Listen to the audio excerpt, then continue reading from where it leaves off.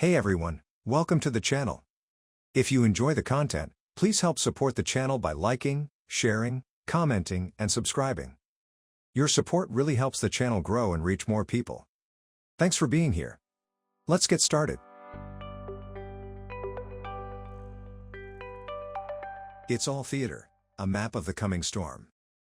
A ceasefire collapses, then revives, then collapses again. A president who spent years feuding with NATO quietly hands NATO everything it wants. An empire speaks of peace while it stages an invasion. Follow the news long enough and the stories stop adding up, until the day you try a different premise, that almost none of it is improvised, that the ceasefires and summits and feuds are performances, and that underneath them runs a single script. What follows is a map of that script: the war, the strategy behind it, the continents it will consume, and the worldview that lies underneath it all. It is one map among many, and it deserves to be judged the only way a map can be judged, by whether the territory keeps matching it.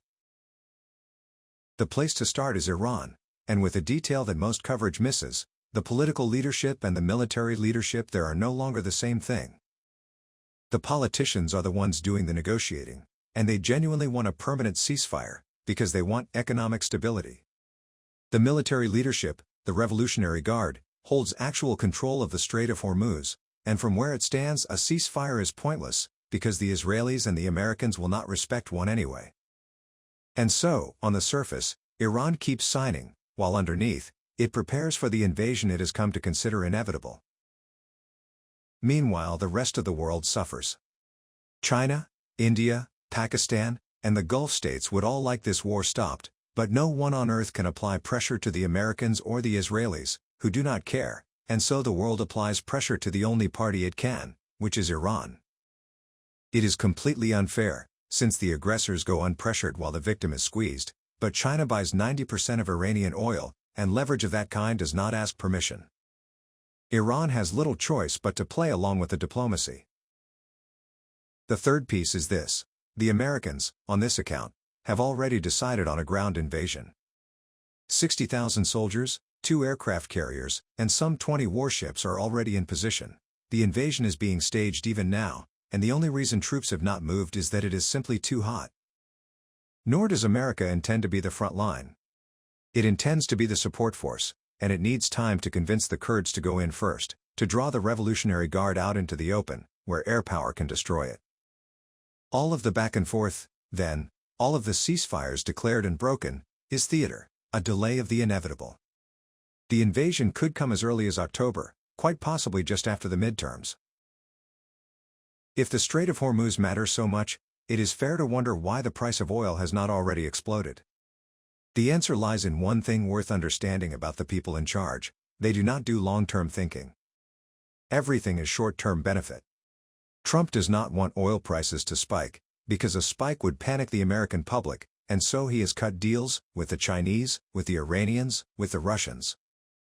Iran is quietly allowed to dump oil into the market. China promises to lower demand and manage its supply. He believes he is a deal maker. He believes it is the art of the deal, everyone at his table agreeing to his plan. But the world needs cheap oil from the Middle East, and there is no substitute for it: not Venezuelan oil, not Russian oil, not American oil, and the deals only postpone the arithmetic. Within weeks, on this account, comes a massive global emergency: food shortages, inflation, the price of oil skyrocketing. All anyone in power is doing is kicking the can down the road. Then there is the question the news does not cover: what becomes of Iran's proxy forces? For a United States planning a ground invasion, the proxies are the real problem, because they threaten the flank: the Houthis in Yemen, the Shia militias in Iraq, and Hezbollah in Lebanon. All three have to be neutralized before any invasion can launch, and anyone watching closely can see that all three are being neutralized right now. Lebanon comes first. The proposed peace terms are strangely generous to Iran, with hundreds of billions in promised investment, sanctions lifted, and frozen assets released, and the catch is Hezbollah. The agreement is structured to drive a wedge between Iran and its proxy, to leave ordinary Iranians asking why they should care about Hezbollah at all. Then comes the design itself: a civil war inside Lebanon, with the Lebanese government fighting Hezbollah, Syria attacking from the north, and Israel attacking from the south. Iraq is next. The Prime Minister's sudden corruption crackdown on major political figures in Baghdad reads, in this light, as house cleaning.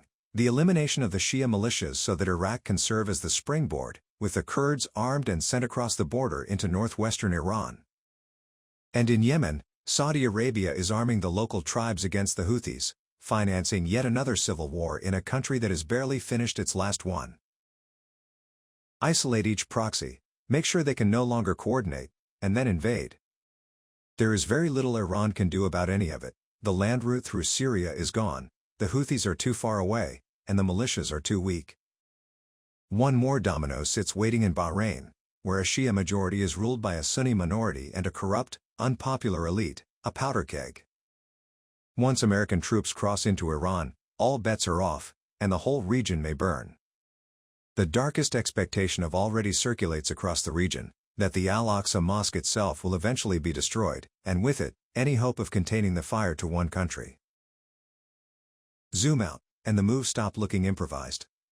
Consider the Patriot missile announcement, Trump green-lighting Ukraine to manufacture American air defense systems. What it means, first of all, is that the conflict between Trump and NATO was never real, it was theater, and America has always been in control of NATO. And it means the published American defense strategy is being executed in plain sight, in 3 pillars. The first pillar is a revived Monroe Doctrine. America locks down the Western Hemisphere, pushes Russia and China out of it, and forces China to pay a heavy premium to trade with Brazil, Argentina, or Chile, and China has no choice, because it relies on the world for its food and its energy. The second pillar is the choke points, using naval and air supremacy to control the world's maritime bottlenecks, Malacca and Gibraltar, Panama and the Arctic, the Cape of Good Hope, and yes, Hormuz, because whoever holds the choke points controls trade itself. The third pillar is to keep 3 fires burning: a conflict between NATO and Russia in Ukraine, a conflict between Japan and China over Taiwan, and a conflict between Iran and Israel in the Middle East. And here is the detail that changes everything. America does not need to win any of these wars. It needs them to continue, because as long as they continue, America supplies all 3 regions with energy, food, weapons, and financing, and offloads its $40 trillion debt onto the rest of the world. Even the money is theater.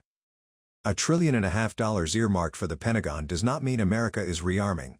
Most of it will be siphoned off by the contractors and consultants of the swamp, which is one reason the empire keeps losing the wars it starts. Student loan forbearance, extended for years, now quietly ends in November, right on schedule. Julian Assange said it plainest, the point of wars is not to win them, but to have them, so that a transnational elite can go on stealing from the taxpayer. Read the Patriot announcement again in that light.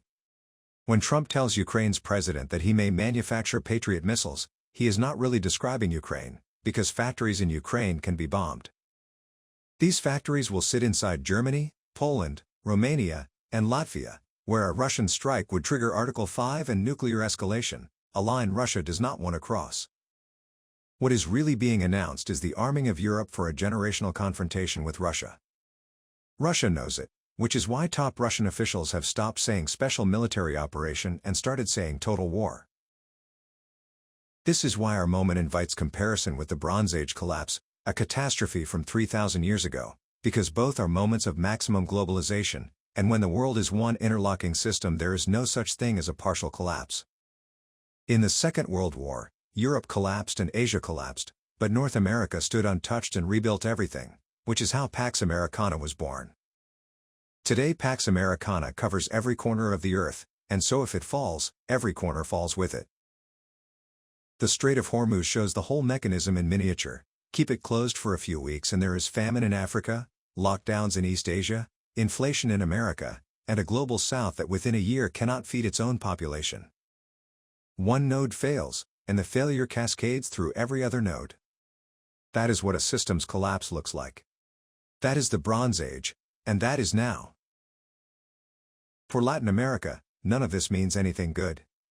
An empire whose economy is failing must eat what is closest, it must cannibalize its own hemisphere. Venezuela was first. Cuba is now being strangled by embargo, with millions of people cut off from energy. Mexico will be subverted under the pretext of fighting the cartels and pressed toward the status of a vassal state, and Colombia gets the same treatment under the same pretext: cartels, drugs, fentanyl. There is a reason America never fully colonized the hemisphere before, though it always could have. Nationalists and guerrilla warfare make the project miserable. That resistance is coming again, and the result, on this account, will be a great surge of Latin American nationalism, with indigenous movements rising against an empire that will look unstoppable right up until it isn't. Then there is Argentina, a flashpoint, and a stranger theory circulating around it, that this summer's World Cup is being managed in Argentina's favor, to keep the country pliant.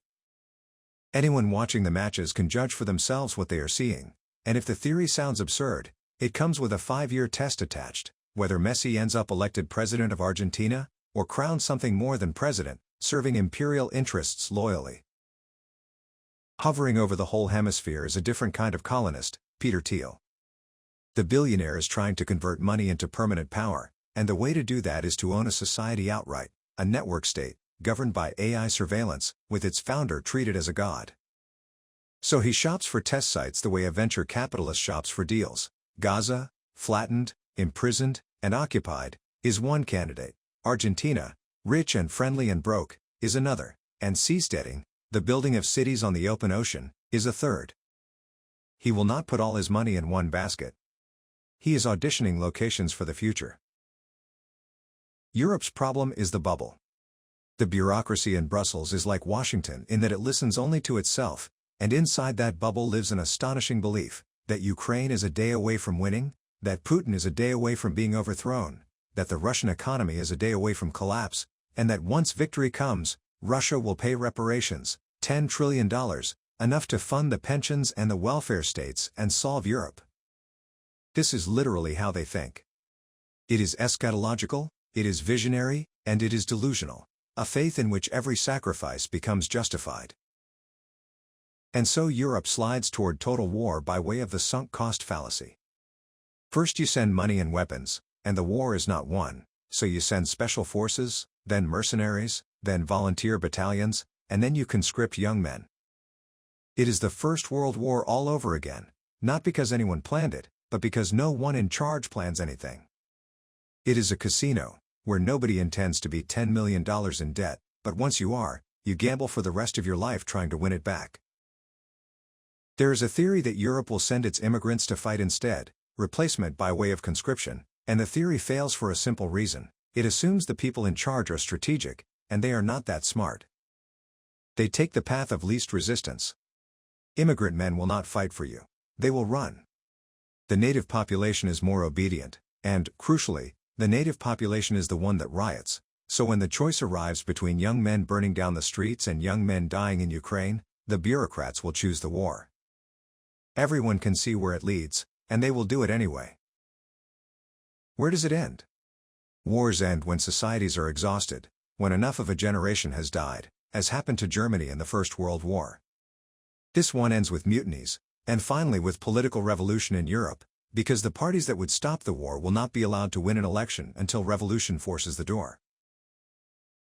As for the American Constitution and the question of a third term, on paper, the door is closed. The 22nd Amendment says that no one may be elected president more than twice, and the 12th says that anyone ineligible to be president is ineligible to be vice president. Together, those two amendments should settle it. But should is doing a great deal of work in that sentence. There is the letter of the Constitution and there is its spirit, and the question of how the two amendments interact will be decided by a Supreme Court with a 6-3 conservative majority, 3 of them Trump appointees, and possibly a 4th within a year or two. If it reaches that court, Trump wins. And there are other doors besides: declare a war, suspend the Constitution, and the question answers itself. Could Trump simply rule from behind a President Vance? No, and the reason is character, not law. Across his entire career there has been no protege, no trusted lieutenant, not even his own children. A puppet master must trust the puppet, and he will want the office itself. And then there is the scenario that would make it a circus for the ages. If Trump runs for vice president in 2028, the Democrats answer with the one name they have left, which is Obama, an Obama-Trump election, the greatest political spectacle of our lives. The whole affair compresses into a single thesis about American law: crazy, dangerous, insane, wrong, but not illegal. Much of law is merely social convention, and a man who refuses the convention discovers how little actually stops him. It is worth pausing on how a map like this gets drawn in the first place. Not by predicting dates, because timing is the one thing no model can know. The method is to watch for anomalies, moments of cognitive dissonance, when, given how the world is supposed to work, what just happened should not be happening. Two examples make the point. When the FBI raided Trump's home at Mar-a-Lago, the ending became visible in advance. A weaponized FBI left Trump no choice but to reclaim the presidency in self-defense, and the raid transformed a disappointing ex-president into a folk hero for a public that already despised its elite. The 2024 result was written that day.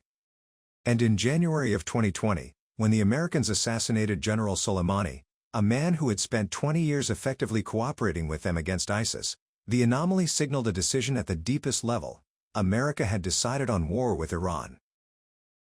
A map is only worth keeping if something could break it, and three events would break this one. If Trump dies, resigns, or loses in 2028, the map fails, and the world is more random than it assumes. If Russia and Ukraine sign a lasting peace, the map fails completely, and one starts from scratch. And if China invades Taiwan, the map is wrong about China root and branch, its culture, its politics, everything. In the meantime, the map stakes its predictions on the record: a third term, a national draft in America, and Europe at war with Russia. Three earlier predictions, that Trump would win, that he would start a war against Iran, and that he would lose it, have already landed. If the map is madness, the world now gets to watch it miss. None of this is meant as prophecy. It is systems thinking, describing the world at scale, where different rules apply, the way nature repeats its patterns fractally from cells to societies. Understand the present state of a complex system, and there are only so many futures available to it. A map like this is not a guess about the future so much as a list of the futures left. Consider, in that light, the influencers, the online men telling boys to get strong, get rich, and get masculine, and the question of whether they are a natural phenomenon or a manufactured industry. The answer is natural, and overdue. Go back a decade, to the years when progressive politics took over the Western school system, and consider what a young man was taught: that masculinity was toxic, and that he was the problem in society. Meanwhile, in his actual daily life, the advantages ran the other way. Primary school teachers are mostly women, and they reward the obedient, focused, diligent student, a description that fits more girls than boys, and in the universities, roughly 60% of students are now women. So the young man is told he holds all the power while everything he can see tells him he holds none, and he cannot articulate the contradiction, because every authority figure in his life insists the contradiction is his fault. There is also the boy who runs around, roughhouses, disobeys, and asks too many questions, the boy who, in an earlier time, would have been allowed to grow out of it, and who now receives a diagnosis and a prescription instead. There is an older name for that behavior. It is called growing up. Add the economics, a generation of baby boomers holding all the wealth and all the positions, and not leaving, and the result is young people with no social mobility at all. Into that vacuum walked Jordan Peterson, the Tate brothers, and Nick Fuentes, men who gave voice to people who had been told they deserved none. More voices in the debate should have been a good thing, and in one sense it was. The tragedy is what came next. Instead of engaging their arguments, the culture deplatformed and cancelled, and cancellation manufactures martyrs, and martyrs breed loyalty. The same machinery drives polarization everywhere. People inherit their politics from their neighborhoods. The old institutions of shared authority, network news, government, and science, have collapsed, throwing people back on tribe. The algorithms are engineered for intensity, and nothing is more intense than anger, fear, and hatred. And we are lonely, too online, too isolated, never bowling with anyone from the other party. One statistic says it all: 90% of women, surveys suggest, will not date a man from the opposite political party. A society like that does not argue anymore, it simply sorts. Underneath the geopolitics sits a worldview, and it begins with a rejection. Marx's old formula says the material base shapes all consciousness, your economy determines your ideas, your class determines your soul. It is the worldview most modern education quietly installs, in which good marks lead to good jobs and good jobs lead to a good life, and it carries a built-in anxiety. If matter is all there is, then the ladder is all there is, and your child must climb it or fall. The rejection is total. Materialism is a dead end, not merely bleak, but wrong. The universe is conscious, consciousness is what makes us human, and it connects us to the universe across infinite dimensions, a claim waiting at the heart of Hinduism, Buddhism, Hermeticism, and all the great traditions. Notice what that reframing does to a parent's anxiety. The materialist premise is the trap. Accept it, and you are condemned to force your child up an endless ladder of best school, best university, best job. Reject it, and a different rule appears. Love the child, trust the child, respect the child's individuality, and the child will be fine. Anyone who has spent decades in education will tell you that the children who flourish are the ones whose parents are their friends, and that the tiger moms produce the casualties. Nor is any of this foreign to a child. Children are intuitively religious, and plenty of 8-year-olds are quite sure their souls came from another planet. Starting the conversation early, whether through Buddhism, Taoism, or whatever tradition is yours, is not indoctrination. It is speaking a language the child already knows. Even the scientific establishment may be closer to this than it looks.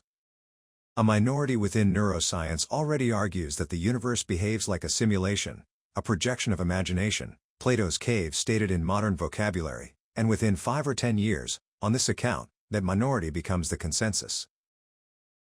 As for magic, in this worldview it has a precise definition: the focusing of conscious energy on a goal.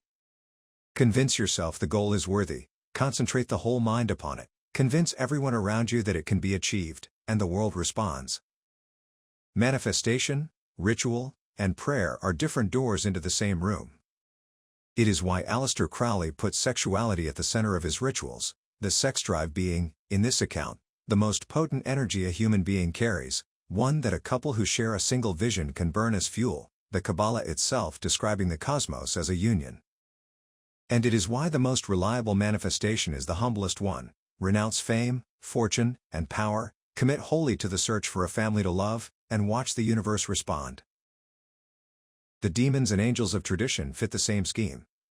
Perhaps they are not external beings at all but structures inside consciousness, interfaces through which the mind meets what it cannot otherwise comprehend. People on psychedelics, after all, report meeting the same beings.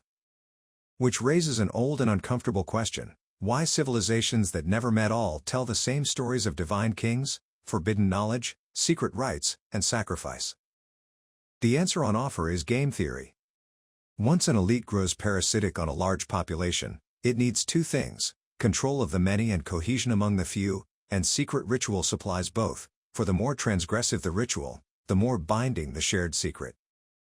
The darkest version of the claim is that history's elites sealed those bonds with the costliest offering imaginable, their own children, and whether that is ancient history, or the shortest explanation for why Epstein's Island existed in our own time, is left as a question. And eschatology, the end of the world, the idea that shadows every section of this map, is not universal. It is an inheritance.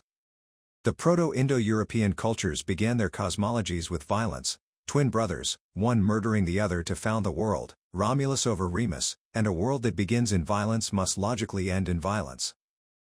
China carries no such inheritance, for a Chinese cosmos can be balanced and harmonious, which is why, past a certain income, a Chinese ambition relaxes into mahjong.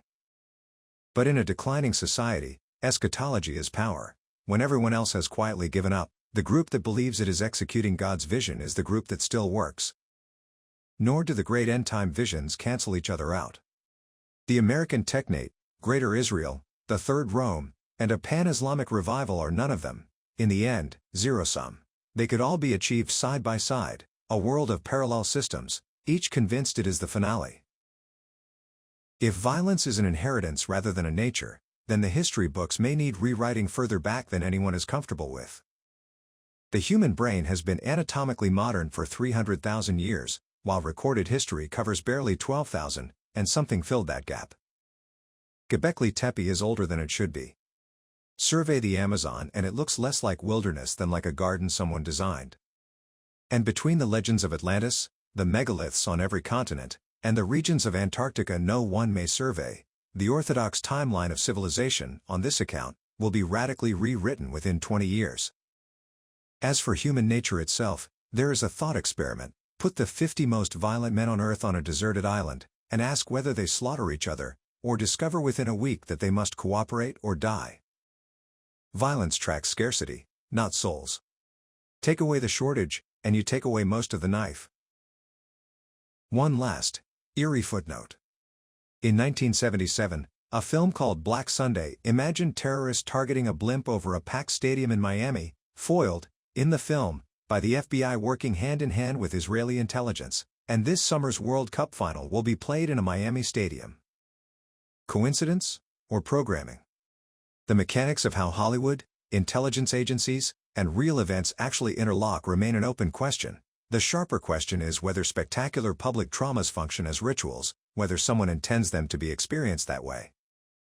Line up the traumas that have defined the American century: the Kennedy assassination, September 11th, the Charlie Kirk assassination, and that is exactly what the claim says they were: rituals, staged for a captive audience of millions. As for Hollywood's role, it begins with a smaller, checkable oddity, which is how many of the industry's biggest stars are guarded by veterans of Israeli intelligence. Whether that adds up to predictive programming is an open question. That it adds up to favorable coverage is not. The same worldview repeats in miniature wherever you test it. Green technology is a misnomer. Electric vehicles run on coal-fired electricity and on batteries that poison the air around the recycling plants, while solar panels run on rare earths that China mines only because it will accept pollution no one else will, and the real solution is not a technology but a less consumerist way of life. The space race is an illusion of rivalry. Nobody is going back to the moon, and China and America may well be collaborating on the spectacle, each for its own propaganda. There is nowhere to flee, no country that escapes what is coming, so the answer is not to shop for New Zealand but to build a mindset, and a community that shares it. Against surveillance, the advice is simply to participate less, to use cash, and to talk to people instead of writing to them, because the less of your life happens online, the less of your life can be watched, and the long-term answer, again, is community. And Dante is best read in Italian if you can manage it. Where the English translation says God's light permeates the universe, the Italian says penetrates, action from outside rather than a static glow, because for Dante, God is movement, God is action, and a person of faith is required to act. If the map is right, what remains is the question of what to do about it, and the answer that recurs in every register is the same one: read. Read good books, because good books train the mind to tell real from fake, and 90% of what you will read on social media is fake. Read 1 or 2 hours a day, one book at a time, and if you are out of practice, start with anything you enjoy, because the skill transfers. Read the people you disagree with, because they will hand you questions you did not know to ask, and when the books are hard, read them with other people. Read across languages if you can, for Chinese coverage of foreign affairs is often strangely objective, precisely because China is less invested in the outcome, and when Western outlets report on Iran, the Iranian side of the same story is one click away. Where independent sources converge, something true is usually standing there. And for every argument you accept, demand the counter-argument, including for everything in this essay. As for where to start, Thucydides, and the Peloponnesian War, perhaps the greatest geopolitical strategist in human history, an Athenian general who wrote about his own side's war with a stranger's objectivity, describing a conflict between two great powers that reads like this morning's news. For the occult, when you are ready, there is Manly P. Hall, freely available online, along with a warning not to attempt the Kabbalah alone, because it is a subject to study with a teacher and a group or not at all, and studied solo it has a reputation for driving its students mad. For the children, the Waldorf schools are worth a look, the schools where Silicon Valley executives, the very people who engineer addiction into screens, send their own kids to play in the forest. Treat screens the way you treat sugar, as something engineered, convenient, and corrosive, and limit both. And if the diagnosis is right, the cure is education at scale. Schools around the world teaching game theory, the occult, and the great books, schools that protect the student's divine spark, The intrinsic love of learning that testing grinds away. Schools that educate the future poets, intellectuals, and educators of the world. That may be the best hope for humanity. As for purpose, the answer is one word long: teach. Volunteer at a kindergarten, a Sunday school, anywhere, and share yourself with others. Teaching is the most beautiful thing one person can give the world, and the greatest joy in it. The empire is still staging its invasion, Europe is still digging its hole, and the storm is still coming. The assignment, in the meantime, is a reading list.